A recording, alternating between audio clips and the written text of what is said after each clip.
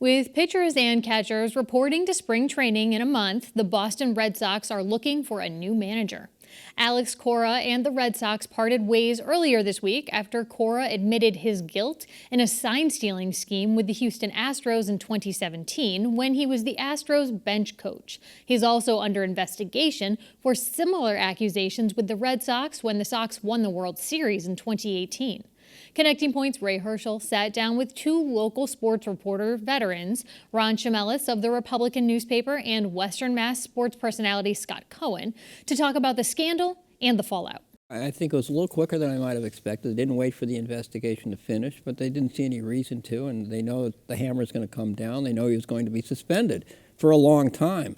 So there's really no point. There's parting ways. That's a nice way of saying what we all know happened. Yeah. But it was inevitable, so they figured move on.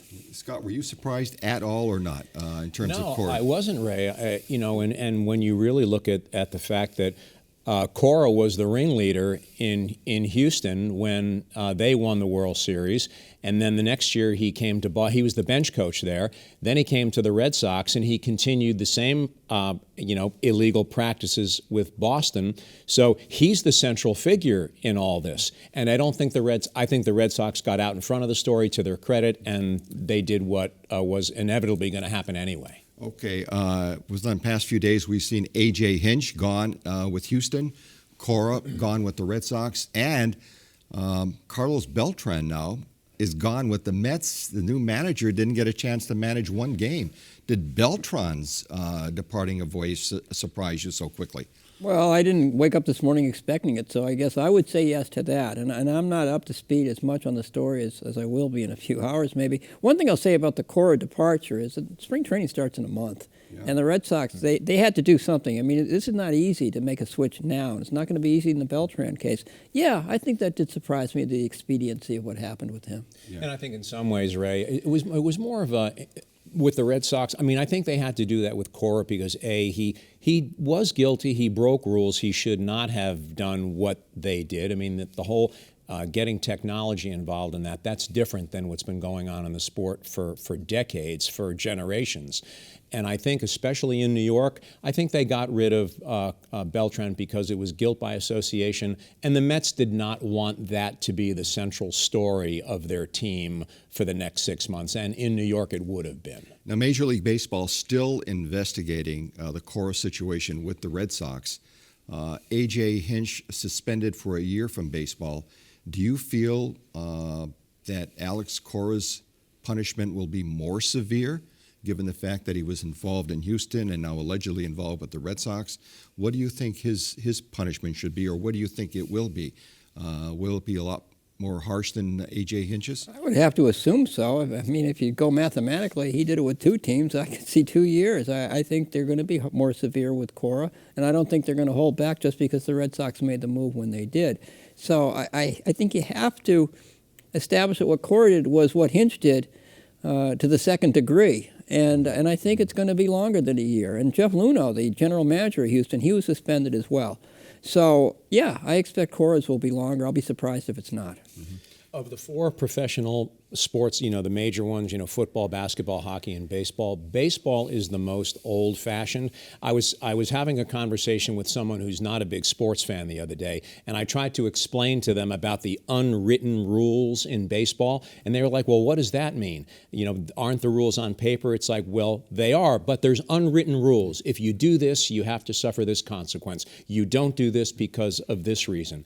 Baseball, people have been stealing signs and going to great lengths to do it for the last 60 years plus. And technology has now come into baseball recently. They're doing instant replay. They're experimenting with electronic umpires to rule out balls and strikes. That's probably going to be in baseball eventually. It's already in other sports. So the fact that this technology now with the ways that with the camera angles and the video replay and everything else, the baseball players have figured out, and the coaches, a way to use this to their advantage. The overall sport has not caught up with it yet. We should clarify, too, that sign stealing in itself is not illegal It if is you do it not. visually. Ray, it's encouraged. Yeah. It's encouraged. It's a part of the game. But the illegal part is using electronics and technology to steal signs. Well, because correct? the chances are, first of all, you can't do it if you're the visiting team. There's that. It is just a new element to it, and Scott's right and you're right. Sign stealing, I never really thought it should be illegal because you have to guard your signs, you have to protect your. But the electronic part of it and the manipulation of technology, that brings it into a different area. And one of the other areas I think that Cora is going to be punished for. Remember when with the Patriots, with whatever gate it was called, they were using modern technology, video, to steal signs, football signs. They were told not to do it, so they were caught. And even though Bill Belichick and his staff were caught and told not to, they continued to do it.